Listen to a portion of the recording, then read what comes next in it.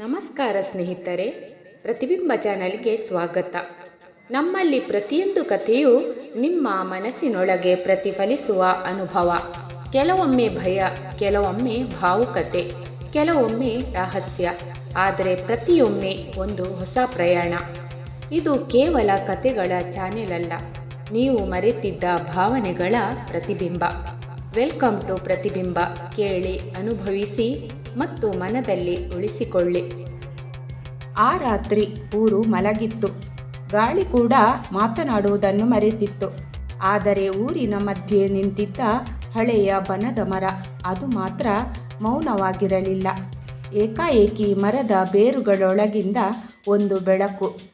ಯಾರೂ ನೋಡದ, ಯಾರೂ ನಂಬದ ಒಂದು ಬಾಗಿಲು. ಧ್ರುವನ ಹೃದಯದಲ್ಲಿ ಪ್ರಶ್ನೆ ಎದ್ದಿತ್ತು. ಇದು ಕನಸ, ಅಥವಾ ನನ್ನ ಬದುಕನ್ನೇ ಬದಲಾಯಿಸುವ ದಾರಿಯೇ ಎಂದು. ಅವನು ಕೈ ಮುಂದಿಟ್ಟ ಕ್ಷಣ ಕತೆ ಆರಂಭವಾಯಿತು. ಗಾಳಿಯಿಂದು ಊರಿನ ಮೇಲೆ ಅಸಹಜವಾಗಿ ಹರಡಿಕೊಂಡಿತ್ತು. ಸಾಮಾನ್ಯ ಗಾಳಿಯಲ್ಲ, ಹೊಗೆ. ಹಾಗೆ ಚಿನ್ನದ ಹೊಳಪಿನಿಂದ ಮಿನುಗುವ ಕಿರಿದಾದ ಕಣಗಳು ಗಾಳಿಯಲ್ಲಿ ತೇಲಿ ಬರುತ್ತಿದ್ದವು. ಯಾರೂ ಅದಕ್ಕೆ ಕಾರಣ ತಿಳಿಯಲಿಲ್ಲ. ಆದರೆ ಧ್ರುವ ಮಾತ್ರ ತಿಳಿದ. ಅವನು ಇದನ್ನು ಬಾಲ್ಯದಿಂದಲೇ ಕಾಣುತ್ತಿದ್ದ ಅಪರೂಪದ ರಾತ್ರಿ ಎಂದು. ಅವನ ಅಜ್ಜಿ ಹೇಳುತ್ತಿದ್ದ ಜಾದೂ ಕ್ಷಣ. ಅಂದು ರಾತ್ರಿ ಊರಿನ ಮಧ್ಯದ ಹಳೆಯ ಬನದ ಮರ ಅಚಾನಕ್ ಬೆಳಗಿತು. ಧ್ರುವ ಕುತೂಹಲದಿಂದ ತಲುಪಿದಾಗ ಮರದ ಬೇರುಗಳ ಮಧ್ಯೆ ಒಂದು ಚಿಕ್ಕ ಬಾಗಿಲು ಕಾಣಿಸಿತು. ಯಾರೂ ಕಾಣದ, ಯಾರೂ ಕೇಳದ ಒಂದು ಲೋಕದ ಬಾಗಿಲು. ಅವನು ಅಚ್ಚರಿಗೊಂಡು ಅದನ್ನು ಸ್ಪರ್ಶಿಸಿದ. ಕ್ಷಣದಲ್ಲೇ ಬಾಗಿಲು ನಿಧಾನವಾಗಿ ತೆರೆದಿತು. ಒಳಗೆ ಹೋದಾಗ ಅಲ್ಲಿ ಕತ್ತಲೆ ಇರಲಿಲ್ಲ. ನಕ್ಷತ್ರಗಳಂತೆ ಹೊಳೆಯುವ ಕಲ್ಲುಗಳು ಹಾದಿಯ ಎರಡು ಬದಿಯಲ್ಲಿ ಹಾರಾಡುತ್ತಿದ್ದವು. ಅವು ಗಾಳಿ ಬೀಸಿದಂತೆ ಅಲ್ಲಾಡುತ್ತಾ ದಾರಿಯನ್ನು ತೋರಿಸುತ್ತಿದ್ದವು. ಕೆಲವು ಕ್ಷಣಗಳಲ್ಲಿ ಧ್ರುವ ಒಂದು ವಿಶಾಲ ಕಣಿವೆಗೆ ತಲುಪಿದ. ಆಕಾಶದಲ್ಲಿ ಮಿನುಗುವ ಮೃಗಗಳು, ಗಾಳಿಯೊಂದಿಗೆ ನಡೆಯುವ ಮರಗಳು. ಇಲ್ಲಿ ಎಲ್ಲವೂ ಜೀವಂತ, ಎಲ್ಲವೂ ತನ್ನದೇ ಭಾಷೆಯಲ್ಲಿ ಮಾತಾಡುವಂತಿತ್ತು. ಅವನು ಮುಂದೆ ಸಾಗುತ್ತಿದ್ದಾಗ ಒಂದು ಪುಟ್ಟ ಗಂಧರ್ವ ಬಾಲಕಿ ಅವನ ಮುಂದೆ ಬಂದಳು. ಮಿನುಗುವ ಕಣ್ಣುಗಳು, ಗಾಳಿಯಲ್ಲೇ ತೇಲುವ ರೆಕ್ಕೆಗಳು. ಅವಳು ಹೇಳಿದಳು, ನೀನು ಬಂದ ಕ್ಷಣದಿಂದಲೇ ಈ ಲೋಕ ಎದ್ದಿದೆ. ನಿನ್ನಲ್ಲಿ ಒಂದು ಬೆಳಕು ಇದೆ. ಅದನ್ನು ನೀನು ನೋಡಲಿದೆಯೋ ಇಲ್ಲವೋ, ಅದು ನಮ್ಮನ್ನು ಕಾಪಾಡಬಲ್ಲದು ಎಂದಳು. ಧ್ರುವ ಅಚ್ಚರಿಯಿಂದ ನಿಂತ. ನನ್ನಲ್ಲಿ ಯಾವ ಬೆಳಕು? ಗಂಧರ್ವ ಬಾಲಕಿ ನಿಧಾನವಾಗಿ ಅವನ ಹೃದಯದ ಕಡೆ ಇಶಾರೆ ಮಾಡಿದರು.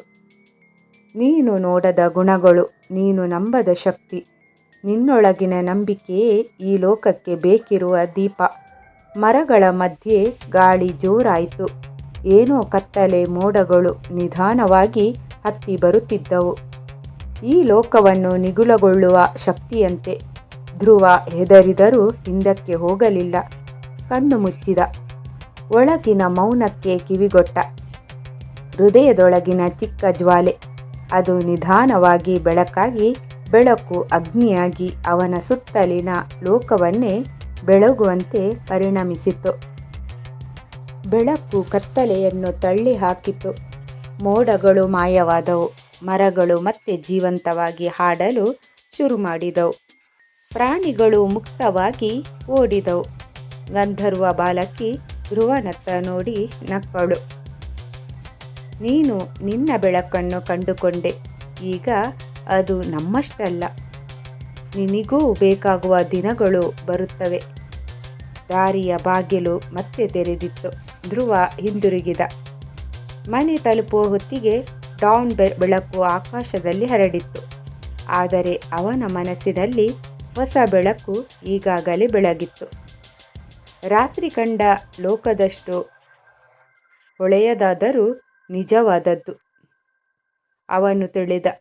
ಆ ಲೋಕ ಕಲ್ಪನೆಯಲ್ಲ, ಅದು ಬಂದದ್ದು ಅವನೊಳಗಿನ ಶಕ್ತಿಯನ್ನು ನೆನಪಿಸಲು.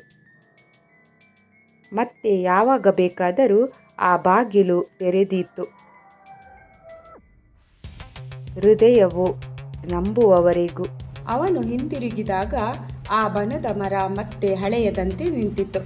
ಬೆಳಕು ಇಲ್ಲ, ಬಾಗಿಲಿಲ್ಲ, ಮೌನ ಮಾತ್ರ. ಆದರೆ ಧ್ರುವನೊಳಗೆ ಏನೋ ಬದಲಾಗಿದೆ.